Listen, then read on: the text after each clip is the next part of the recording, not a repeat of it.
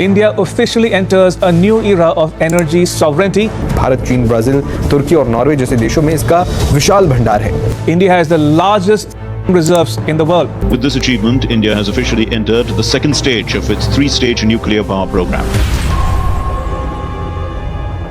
अगर मैं आपको बोलूं कि दुनिया में एक ऐसा एलिमेंट है जिसके सिर्फ लगभग 1 किलो में 1000 घर को पूरे 1 साल तक इलेक्ट्रिसिटी प्रोवाइड हो जाएगी, तो आप क्या कहेंगे?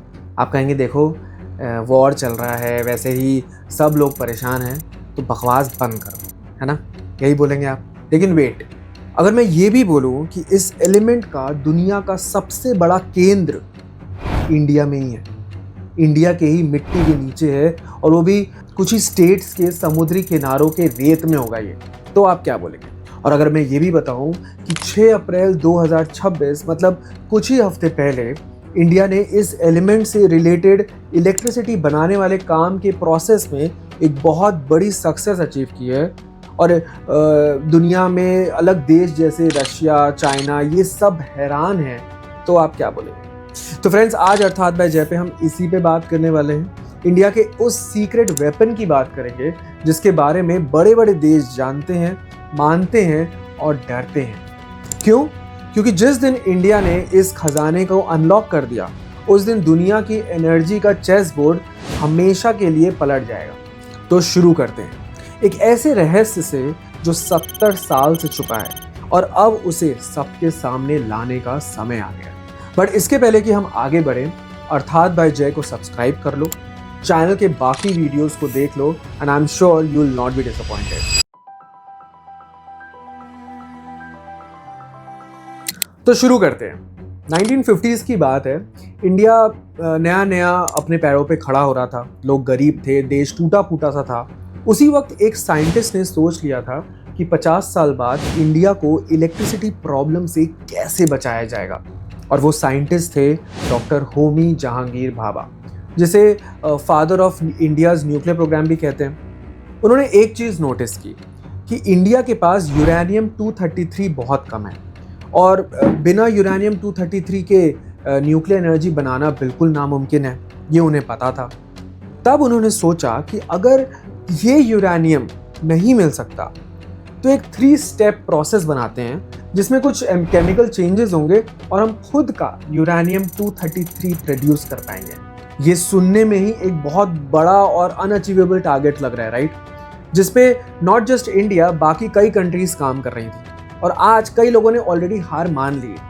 इस केमिकल रिएक्शन में वही एलिमेंट यूज होगा जो इंडिया में भारी मात्रा में पाया जाता है, जिसके बारे में हमने स्टार्टिंग में बात की थी। उसका नाम है थोरियम। जी हाँ, ये ऐसा मेटल है जो इंडिया को कंप्लीटली सेल्फ डिपेंडेंट बना देगा in terms of electricity and in terms of energy. पर कैसे?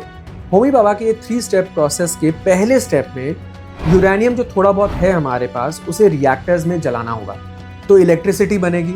और इस प्रोसेस में जब यूरेनियम एटम्स टूटते हैं तो एक बाय प्रोडक्ट बनता है जिसे प्लूटोनियम कहते हैं। अब प्लूटोनियम बन गया। स्टेप 2 में प्लूटोनियम को एक खास रिएक्टर में डालना होगा जिसे कहते हैं फास्ट ब्रीडर रिएक्टर। ये रिएक्टर नॉर्मल रिएक्टर की तरह नहीं होता है, ये थोड़ा अलग काम करता है। नॉर्मल रिएक्टर में फ्यूल जलाओ तो वो खत्म हो जाता है, राइट? लेकिन इस फास्ट ब्रीडर रिएक्टर में प्लूटोनियम को फ्यूल की तरह जलाने से उसके साथ में थोड़ा सा यूरेनियम 238, नॉट 233, यूरेनियम 238 काफ़ी इजीली अवेलेबल होता है, उसको डालना होता है। जब आप उसको डालते हो तो रिएक्टर के अंदर जो फास्ट न्यूट्रॉन्स निकलते हैं वो इस यूरेनियम 238 को भी प्लूटोनियम में बदल देते हैं। मतलब एक तरफ प्लूटोनियम एज अ फ्यूल जल रहा है, दूसरी तरफ वही प्लूटोनियम बन रहा है, और एंड में आपके पास प्लूटोनियम ज़्यादा क्वांटिटी में अवेलेबल होता है, राइट? इसलिए इसको ब्रीडर कहा जाता है, मतलब पैदा करने वाला। इसी रिएक्टर के अराउंड एक और लेयर होती है जिसमें थोरियम रखा जाता है।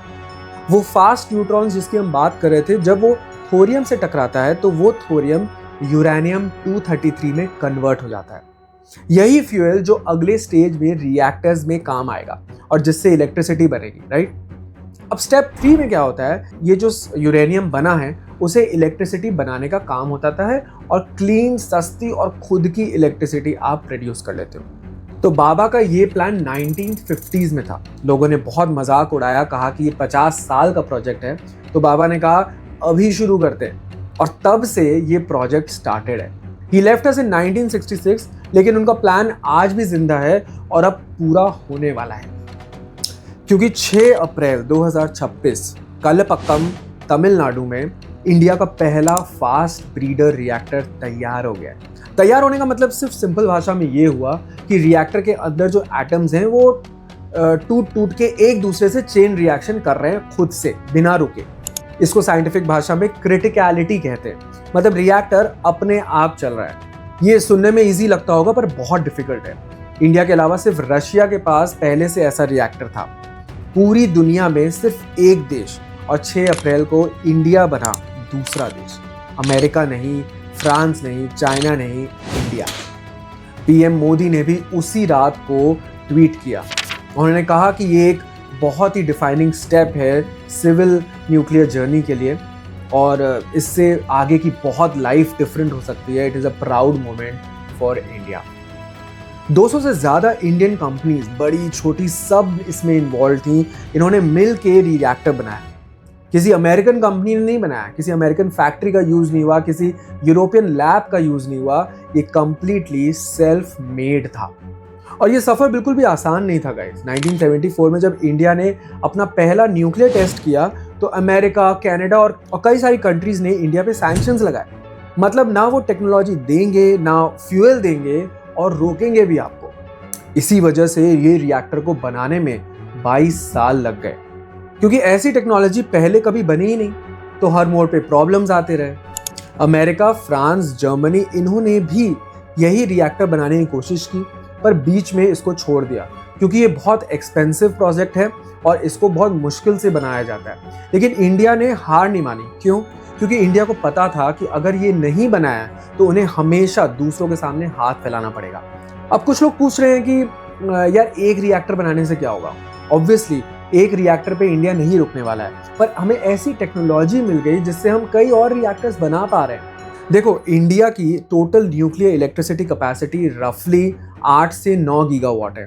मतलब पूरे देश की इलेक्ट्रिसिटी का सिर्फ 3% न्यूक्लियर इलेक्ट्रिसिटी से आता है। ये बहुत कम है, लेकिन गवर्नमेंट का टारगेट है कि 2047 तक 100 गीगावाट न्यूक्लियर एनर्जी बनानी है, यानी रफली 10 गुना ज़्यादा।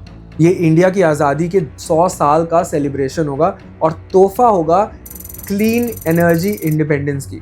इसीलिए 20,000 करोड़ ऑलरेडी बजट में अलॉट कर दिए गए only for the research of nuclear technology. इसके लिए 2025 में एक नया लॉ भी बना है, शांति एक्ट, जिसने प्राइवेट कंपनीज को भी न्यूक्लियर सेक्टर में इन्वॉल्व कर दिया है। उसकी परमिशन मिल गई है। पहले सिर्फ गवर्नमेंट काम करती थी, अब प्राइवेट प्लेयर्स भी इसमें इन्वेस्ट कर सकते हैं, और जितना ज़्यादा पैसा होगा उतनी ज़्यादा स्पीड होगी। इनफैक्ट कलपक्कम में ऐसे 2 और बड़े रिएक्टर्स बन रहे हैं। It is in the process. तो ज़रा सोच के देखो, मैं तो लिटरली सोच रहा हूँ कि आज दुनिया कैसे चलती है। हम सबको पता है, मिडिल ईस्ट में कोई प्रॉब्लम होती है तो पेट्रोल महंगा हो जाता है इंडिया का। रशिया पर सैंक्शंस लगते हैं तो गैस सप्लाई रुक जाती है इंडिया की। इंडिया हर चीज़ में सीधा इम्पैक्ट होता है, क्योंकि हम बाहर से अपनी एनर्जी खरीदते हैं। लेकिन जब इंडिया थोरियम पर शिफ्ट होगा, जस्ट इमेजिन, ये डिपेंडेंस कंप्लीटली खत्म हो जाएगी। इंडिया का अपना फ्यूल होगा, अपनी खुद की मिट्टी का।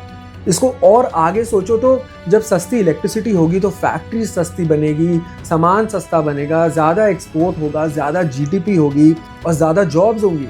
इसके साथ साथ ग्रीन हाइड्रोजन, जो फ्यूचर का क्लीन फ्यूल कहा जाता है, गाड़ी, जहाज, फैक्ट्री सब पे मिलेगा। ये भी सस्ती इलेक्ट्रिसिटी से ही इलेक्ट्रोसिस करके बनेगा।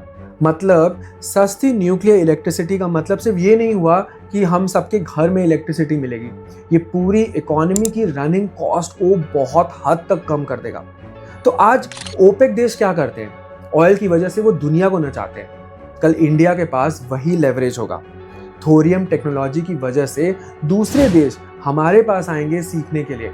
इंडिया कंज्यूमर से एक्सपोर्टर देश बन जाएगा, एनर्जी का, टेक्नोलॉजी का। और मैं जानता हूँ कि ये सब कल नहीं होगा। स्टेज 3 का मतलब ये है कि प्योर थोरियम से इलेक्ट्रिसिटी बनाना, जो अभी कई साल दूर है। लेकिन हम सबको मानना पड़ेगा कि हिस्ट्री क्रिएट हो चुकी है। तो फ्रेंड्स, आखिर में ये कहना चाहूँगा कि डॉक्टर बाबा ने 1950s में एक सपना देखा था। इंडिया को एनर्जी के लिए किसी के सामने हाथ ना फैलाना पड़े।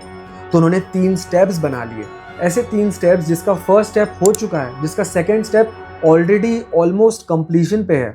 1 किलो थोरियम 1000 घरों को 1 साल तक इलेक्ट्रिसिटी दे सकता है। जस्ट इमेजिन, ये कितनी चीजों को बदल सकता है। इंडिया का सालों का डेवलपिंग कंट्री का टैग खत्म हो सकता है, और ये अब बहुत दूर नहीं है, क्योंकि हमारे पास इतना थोरियम है कि पूरा इंडिया हजारों साल तक चल सकता है बिना बाहर से कुछ भी खरीदे।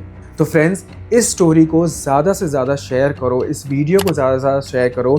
ये अपकमिंग इंडिपेंडेंस की कहानी है, इकोनॉमिक आज़ादी की कहानी है, एनर्जी की इंडिपेंडेंस है। ये 200 इंडियन कंपनीज ने मिलकर वो रिएक्टर बनाया जो दुनिया के सिर्फ 2 देशों के पास है। हमारे साइंटिस्ट ने 70 साल तक हार नहीं मानी, सैंक्शंस लगे, मौकरी हुई, मजाक बनाया गया, डिलेज हुए, सब झेला उन्होंने, और आज रिजल्ट सबके सामने है।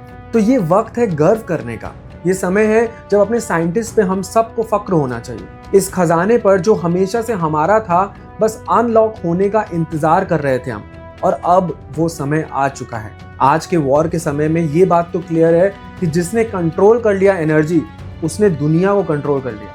और अब समय आ गया है कि दुनिया की एनर्जी का गेम का पासा बदल जाए और वो इंडिया के पास आ जाए। तो जय हिंद, जय Bharat. This was all from my side.